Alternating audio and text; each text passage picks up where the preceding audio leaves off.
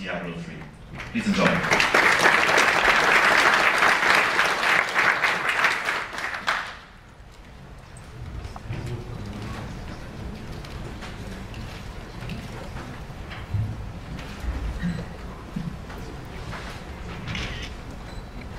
All right, hi everyone. As Christian said, my name is Jay Wilson. I'm the game director on Diablo 3, and it's Josh Mascara, who's a lead designer on console for Diablo 3.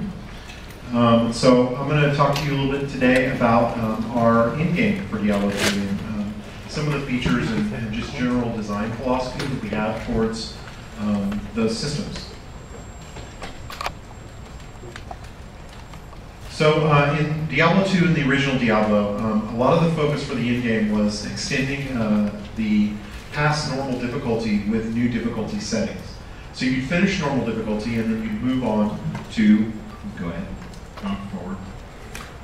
So the normal difficulty was basically the core kind of gameplay experience. It was basically what you call the single player game, although they were always co-op enabled. And once you finish normal difficulty, you unlock the next difficulty, which was Nightmare. So, and that provided, greater challenges and new monsters and new items and things like, well, not new monsters, but more challenging monsters and new items and things like that. And then after Nightmare, you unlocked Hell. So Hell was even further, more dangerous, as you can see. There's a ton of monsters chasing you. It's scary. And made the game even more challenging, but the quality of the items got better, and you got to level up even further. And we're keeping all these kind of similar conventions for Diablo 3. You're going to have the same kind of level from normal to Nightmare to Hell, but one of the things that we've done is add a new difficulty setting, which is Inferno.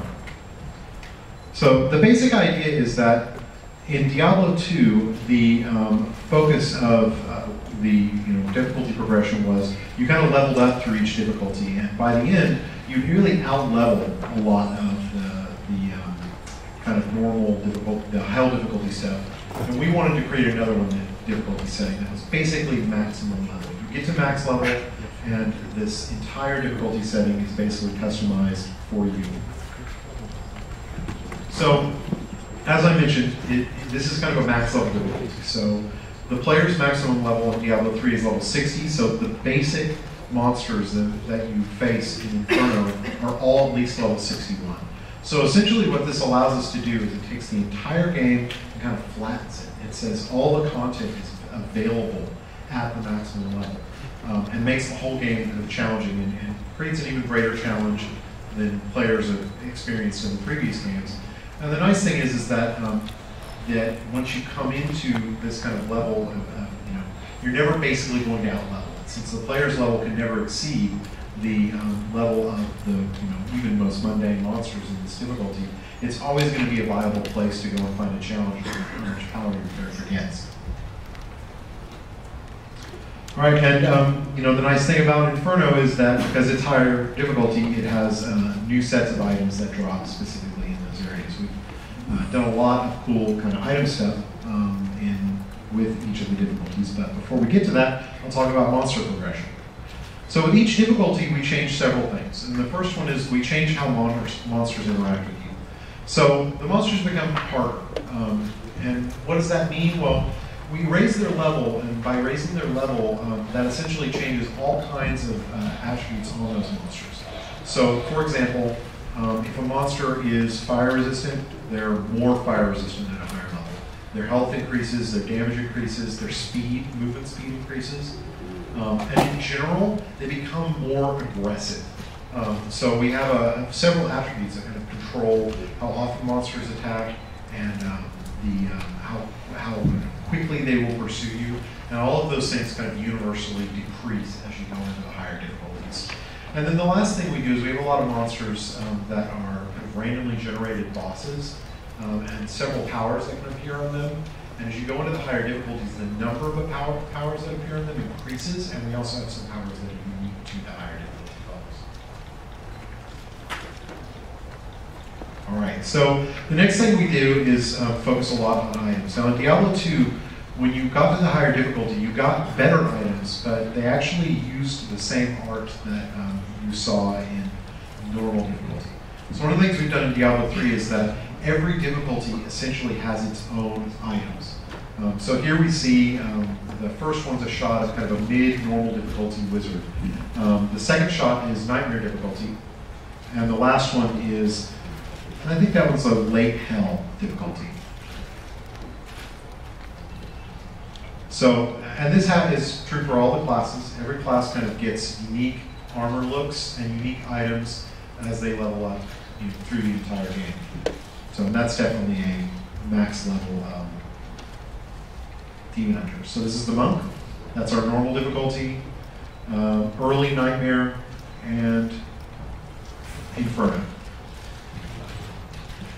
So as you can see, the visual progression really extends far beyond just kind of a normal playthrough. It gives players something, a reason to continue to level up past normal difficulty. So one of the other things we also focus on is the artisans. So we announced artisans last year, which is essentially crafting. And you can have a variety of different artisans, and each one does some kind of crafting or item enhancement. They have kind of a cart area that you see, you visit them, and as you continue to progress through the game, you'll level those things up. And there are several kind of visual levels of the artisans that are only available in the higher difficulties. So here we have kind of examples of the blacksmith. This one is the, no, it's a jeweler. Yeah, it's a jeweler. And then the last one is the mystic.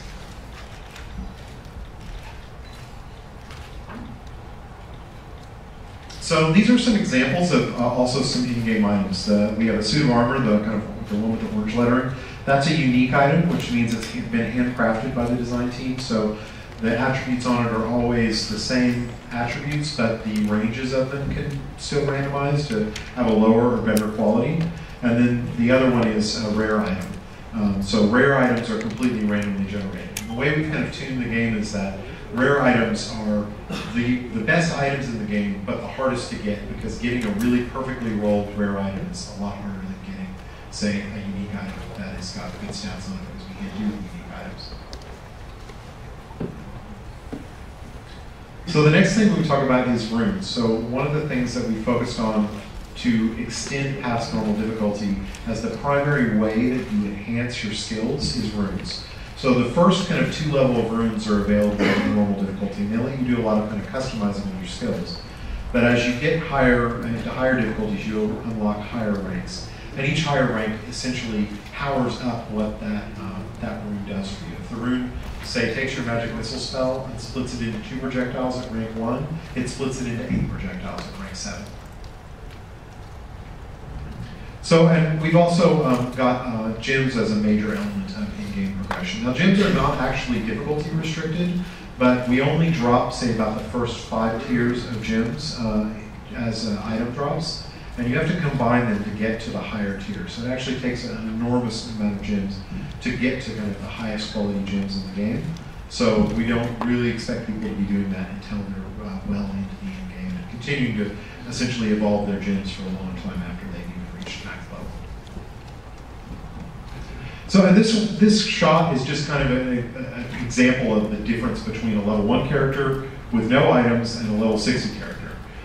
So you see we start with 10 attack and 9 precision, and we end up with numbers in the high hundreds. This is also a really good shot to kind of show how vastly the numbers can differ depending on how you customize your character. So in this case, there's over 700 vitality, but under 300 precision. So this is somebody who's focused very heavily on a very defensive build and not a lot on crit, say a crit focus. So every character can really be built very differently from one another. So to kind of compare and contrast Diablo 2 in-game from Diablo 3. Diablo 2, the item rewards, as I mentioned, were recycled, so the visuals didn't improve. The hero's max level was 99, which was a lot higher, but the problem is that there wasn't enough content to actually cater to that number of levels, because the highest level monster was 85. So you just leveled right past the content, and essentially items and skill points and everything that you got became fairly meaningless.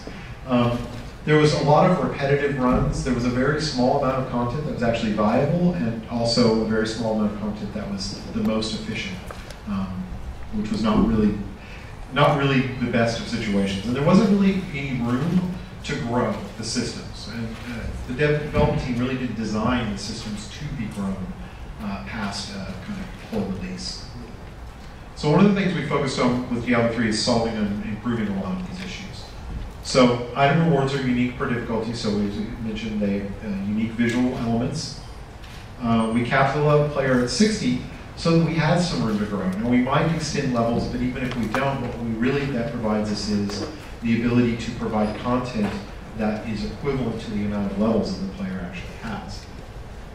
So as I mentioned, max level for monsters is level 61, so there's always a challenge. No matter how much power you gain, there's always a fight to be had that's worth having. So there's also, Inferno makes essentially the entire game viable for in-game content. So the need to do repetitive kind of runs in the same area is a lot lower because there's a whole bunch of content that you can visit.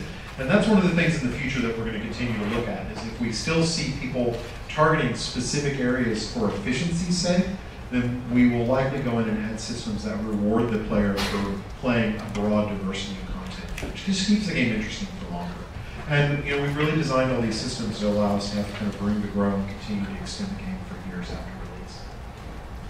And the last thing I wanted to mention is we have this cool 3D art that we got done for us. That's the address, I assume.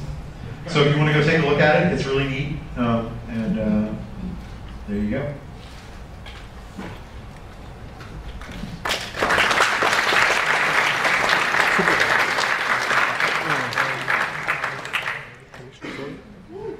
Okay, thank you. Thank you very much, Jay. We will now have the presentation for StarCraft 2.